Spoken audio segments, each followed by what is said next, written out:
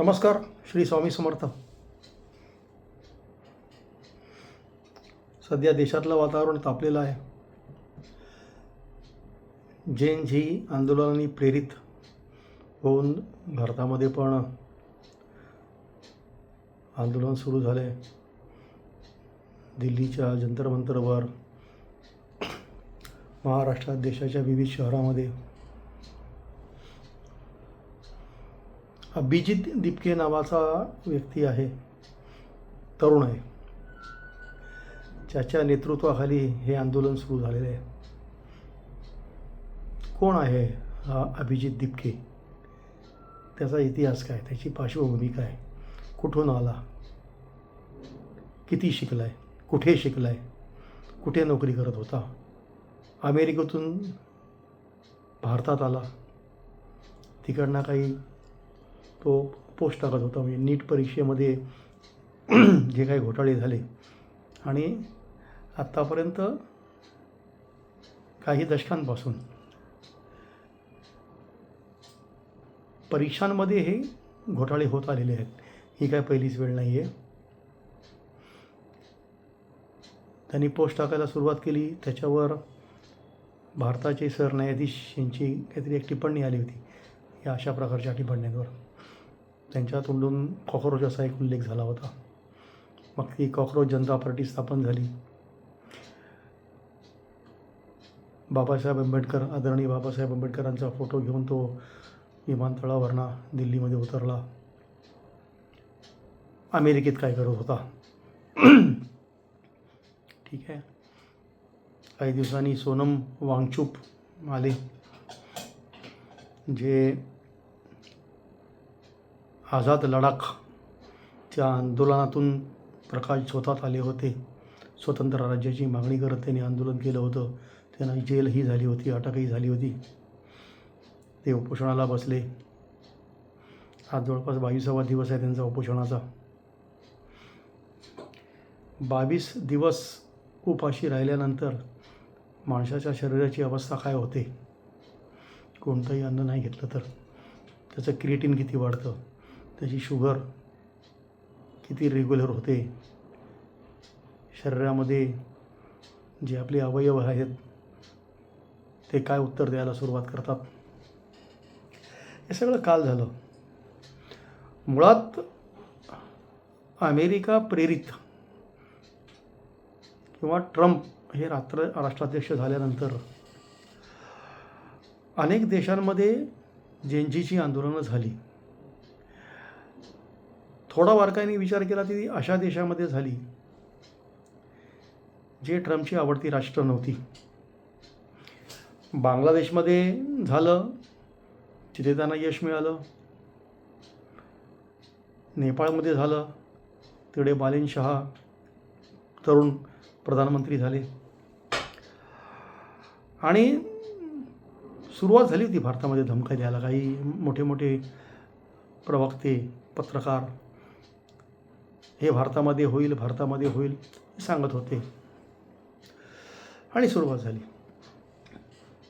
एवढ्या मोठ्या आंदोलनाला फंडिंग कुठनं होतं?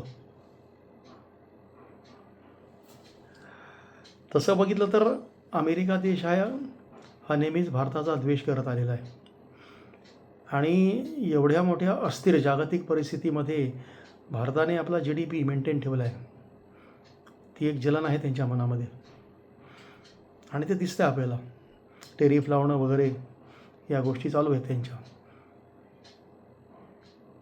पण भारताचं संयमी सरकार आहे. त्यांनी आपली भूमिका नेहमी तटस्थ आणि संयमी ठेवली आहे. कृतीतून उत्तर देत गेलो आहे आपण. आणि मग अशा घटना घडायला सुरू झाली. एकाही वृत्तवाहिनीने तपास केला नाही की अभिजित दिपके याची पार्श्वभूमी काय आहे. काही प्रमाणात त्यांच्या आईवडिलांकडनं कळालं, कुठे कुठे कुजबूज आहे. नंतर पुढे आलं, आप पार्टी जी आहे अरविंद केजरीवालची, त्याचे ते कार्यकर्ते होते. नंतर अमेरिकेला गेले. अमेरिकेला जाण्यासाठी म्हणजे भारतातनं काय शिक्षण घेऊन गेले, तिथे कुठे काम करत होते, कशाची माहिती नाही. आणि मग जी घोषणाबाजी होते, जे काही घडतंय ते पुन्हा तेच घडते जे JNUमध्ये झालं होतं किंवा इतर काही आंदोलनमध्ये झालं होतं तुकडे तुकडे गँगकडून. एक तरुण येऊन कालच्या आंदोलनामध्ये पुढे येऊन सांगतोय की आम्ही संसदेत घुसू आणि प्रधानमंत्र्यांना मारू. एवढं हलकं वाटलं का तुम्हाला? नेपाळ आणि बांगलादेशाची भारताशी तुलना होऊ शकते का? तिकडच्या सुरक्षा यंत्रणा आणि भारताच्या सुरक्षा यंत्रणा फार मोठी तफावत आहे. भारताच्या तपास यंत्रणा काम करत आहे त्याच्यावर. आता काही गोष्टी पुढे येत आहेत, त्यातनं सगळं काही सत्य येईल. पण तरुणांची माथी तुम्ही भडकवताय, देश अस्थिर करण्याचा प्रयत्न करताय. मूळ विषय काय आहे? धर्मेंद्र प्रधान, भारत स्वतंत्र झाल्यानंतर मला वाटतं पहिले 2 किंवा 3 जे भारताचे शिक्षण मंत्री होते ते अहिंदू होते. आणि जो अभ्यासक्रम होता त्याच्यामध्ये भारतात जे होऊन गेलेले राष्ट्रसंत आहेत, मोठे मोठे स्वातंत्र्य सैनिक आहेत, छत्रपती शिवाजी महाराज आहेत, बाबासाहेब आंबेडकर आहेत, यांचा अभ्यासक्रम ठळकपणे किंवा प्रॉपरली दिला गेला नव्हता. त्याला अतिशय संक्षिप्त रूप होतं. इतर जेव्हा गोष्टी आहेत, बाबरचा उदो, अफजल खानाचा उदो, या गोष्टी होत आल्या होत्या. धर्मेंद्र प्रधान हे शिक्षण मंत्री झाल्यानंतर त्यांनी अभ्यासक्रमात आमूलाग्र बदल करायला सुरुवात केली. आणि हीच गोष्ट ही जी गँग आहे, केजरीवाल म्हणा किंवा इतर काही लोक, यांना खटकायला लागली, खास करून काँग्रेसला. भारतामध्ये जन्मलेल्या, भारतासाठी योगदान दिलेल्या मोठ्या संतांचं म्हणा किंवा राष्ट्रीय पुरुषांचं योगदान हे अभ्यासक्रमात यायला पाहिजे. पुढच्या पिढीला हे कळायला पाहिजे की भारत कसा बनला, भारताला कसं स्वातंत्र्य मिळालं, स्वातंत्र्यापूर्वी भारत काय होता, भारतामध्ये संतांचं योगदान काय आहे, मोठ्या मोठ्या योद्ध्यांचं योगदान काय आहे, महाराणा प्रताप सिंग असतील, भगतसिंग असतील, मोठ्या मोठ्या लोकांचं, छत्रपती शिवाजी महाराज असतील. या गोष्टी जेव्हा अभ्यासक्रमात यायला लागल्या ठळकपणे आणि त्याला सुरुवात झाली शैक्षणिक ह्याच्यामध्ये, तेव्हा कुठेतरी अस्थिरता यायला लागली. 2-3 दशकापासून या गोष्टी चालू आहेत. मला वाटतं पंतप्रधान मनमोहन सिंग असताना 18 वेळा हा प्रकार झाला होता. तेव्हा शिक्षण मंत्र्याचा राजीनामा मागितला गेला नाही का? आताच का मागताय तुम्ही? त्याला कारण काय आहे? कुठेतरी देश अस्थिर करायचा आहे. तरुण पिढी जी आहे किंवा आता जी मुलं शिक्षणामध्ये आहेत त्यांची दिशाभूल करायला पाहिजे. त्यांची दिशाभूल करण्यासाठी सगळ्यात मोठं अस्त्र जे आहे ते शिक्षण आहे. त्यांना असं काही शिकवा की देशाचा इतिहास त्यांना वेगळा करून दाखवला गेला पाहिजे, खोटा इतिहास त्यांना शिकवला गेला पाहिजे. यासाठी गेल्या 70 वर्षामध्ये जो प्रयत्न झाला तो सुधारण्याचा क्रम आता जे नवीन सरकार आले ते करत आले. संसदेत घुसताय तुम्ही, खायचं काम आहे का ते? बरं, तुम्हाला आंदोलन करायचं आहे, प्रत्येक आंदोलनाला लोकशाहीमध्ये परवानगी आहे, पण त्या आंदोलनाला काहीतरी एक संसदीय मार्ग असतो. तुम्हाला प्रत्येक आंदोलनासाठी परवानगी घ्यावी लागते. तुम्हाला कुठे मोर्चा काढायचा असेल तर त्यासाठी पोलिसांची परवानगी घ्यावी लागते. पोलीस तुम्हाला परवानगी देतात, त्याच्यामध्ये काही त्यांचे नियम असतात, काही अटी असतात, त्या पाळाव्या लागतात. तुम्हाला वाटलं आज थेट उचलून संसदेवर मोर्चा काढायची, उद्या उठून राष्ट्रपती भवनात घुसायचं. बांगलादेश वाटला का तुम्हाला? नेपाळ वाटला का तुम्हाला? हा देश जे आहे हा संसदेत किंवा हा देश जो आहे हा संविधानाने चालतो. संविधान सर्वश्रेष्ठ आहे. संविधानामध्ये ज्या गोष्टी आहेत त्या तुम्हाला पाळायलाच पाहिजे. नरेंद्र मोदींविषयी तुम्ही खालच्या पातळीवर जाऊन बोललात. दीपकेची लायकी आहे ती. त्यानंतरसुद्धा तू उभा आहेस जागेवर. ही लोकशाही आहे. हुकुमशाही असती तर कुठे गायब झाला असाच माहीत नसता पडलास. बरं, सकाळी आंदोलन सुरू झाल्यावर नंतर येतोस. आंदोलन तसंच अर्धवट सोडून जातोस हॉटेलमध्ये झोपायला. बरं, त्यासाठी तू आउटसोर्सिंग करतोस सोनम वांगचुक याचं. त्याच्यासमोर यथेच्छ ताव मारल्या जातो. झोमॅटो म्हणा किंवा स्विगी म्हणा, त्याच्याकडनं फूड ऑर्डर्स होतात. खर्च कोण करते एवढा मोठा? असं तर नाही की अमेरिकेतनं आला आहेस म्हणजे तुला अमेरिकेतनं पाठवलं इकडे आणि मग मार्ग थोडा पाकिस्तान वगैरे तिकडनं आला असेल. शंका येते कुठेतरी मनात. तुम्ही जे करताय ठराविक गुटबाजीने ही जी आता झुंडशाही म्हणा किंवा गोंधळ घालण्याचा प्रयत्न करताय, मग जे सच्च्या मार्गाने जाणारे तरुण आहेत, जे फॉलोअर्स आहेत, ते पण जागे होतील. ते उतरले मग समोरासमोर होईल. मग तुकाराम मुंडे IPSचे आहेत, IAS अधिकारी, त्यांचं फेक अकाउंट वापरून तुम्ही तुमच्या पोस्ट टाकता आणि पोस्ट खाली ज्या कॉमेंट्स येतात त्या पण वाचा. तुम्हाला किती शिवीगाळ होते, तुमची लायकी कशी काढली जाते. समाज माध्यम हे अतिशय स्ट्रॉंग मीडिया झालं आता. आणि हे मीडियावाले पण आता नंतर उतरले. समाज माध्यमाचा जो दबाव आला त्यांच्यावर, त्याच्यानंतरही उतरले आता याच्यामध्ये.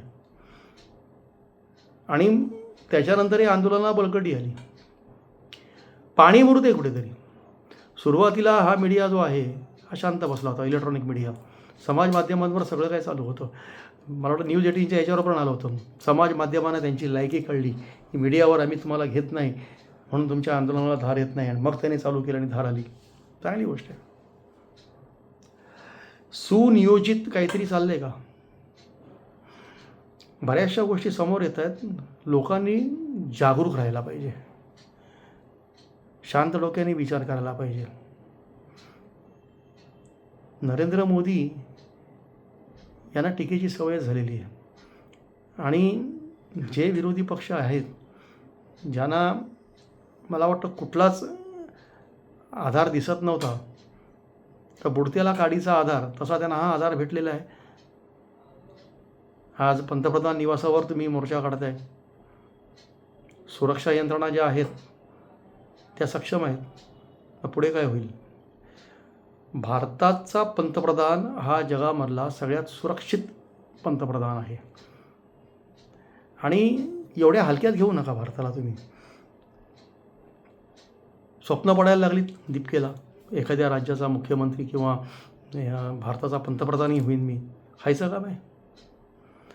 दुर्दैव असं आहे की हा नालायक आमच्या महाराष्ट्रात पैदा झाला, पुण्यात, आणि पुढे गेला. आणि तरुण पिढीला पण हे विचारायचं आहे की तुमचं हे नेतृत्व आहे ते तुम्ही आउटसोर्स कशाला करताय?